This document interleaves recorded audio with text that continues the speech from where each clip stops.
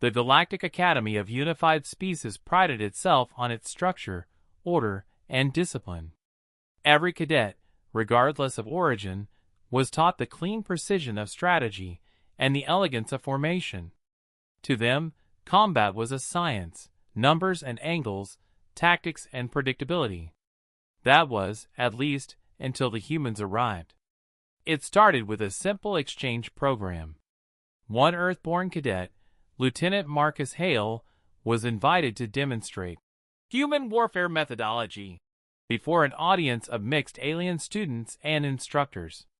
The assumption was that the humans, recently admitted to the galactic stage, would provide a quaint curiosity, perhaps something primitive, even amusing. The lecture hall was vast, filled with representatives of countless species.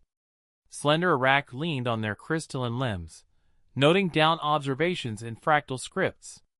The reptilian Krava blinked with predatory interest, expecting a display of brute strength. The floating Catharians hummed with smug anticipation, certain that nothing a Deathworld species did could rival the efficiency of galactic doctrine. Marcus stood at the center platform, wearing a plain academy uniform. He had no elaborate presentation, just a board and a hollow projector filled with historical records of human battles. "Good afternoon," Marcus began, his voice calm. "I was asked to demonstrate how humans fight. To clarify, we don't just fight. We improvise." He tapped the projector, and a series of clips filled the room. The first showed a medieval battlefield, ragged humans charging with spears and shields against mounted cavalry. But instead of crumbling, the humans shifted mid-battle, breaking ranks into loose skirmishers and flanking their enemies from the hills. Murmurs rippled through the alien audience. To them, breaking formation was suicide. The next clip showed 20th century urban combat, smoke, fire, chaos. Units split into pairs and squads, vanishing into alleys, ambushing armor columns with improvised weapons. One Iraq cadet raised a crystalline limb. This is not combat. This is disorder.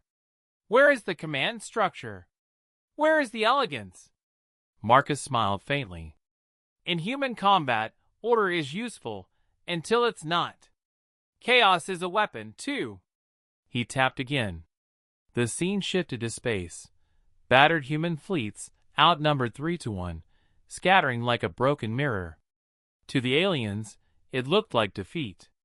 Yet as minutes ticked by, the scattered ships regrouped from unexpected angles, hammering into the enemy flanks and cutting supply lines. What looked like panic had been misdirection. The room grew still. The Catharian, its voice humming with confusion, spoke. "You teach chaos? You turn collapse into victory?" Marcus tilted his head. "We adapt. When plans fail, and they always do, we thrive where others freeze. Humans weaponize uncertainty." Another clip played. Soldiers in mismatched armor, tribal warriors, resistance fighters armed with nothing but courage and rocks. Against advanced armies, they should have been slaughtered. Instead, their unconventional tactics shredded superior foes. Marcus's tone grew sharper. "We don't fight for perfection. We fight to win. That means deception, improvisation, and yes, chaos. Where others see collapse, we see opportunity. When your enemy believes you've broken, they stop guarding against what comes next." Silence fell over the auditorium. The Krava cadet hissed softly, pupils narrowing. "You are saying chaos itself is your doctrine?" Marcus chuckled. "Not exactly. Chaos is the stage. Humanity is the actor who learns to dance on it." The demonstration ended with a final recording. A tiny group of human marines, cut off and surrounded, holding out against overwhelming forces. They used terrain, miscommunication, even the enemy's own panic against them. And when reinforcements finally arrived, the enemy had already collapsed in on itself. When the lights returned, the alien cadets no longer looked amused. They looked unsettled. The academy had taught them that the universe was ordered, logical. The humans had just shown them that war was anything but.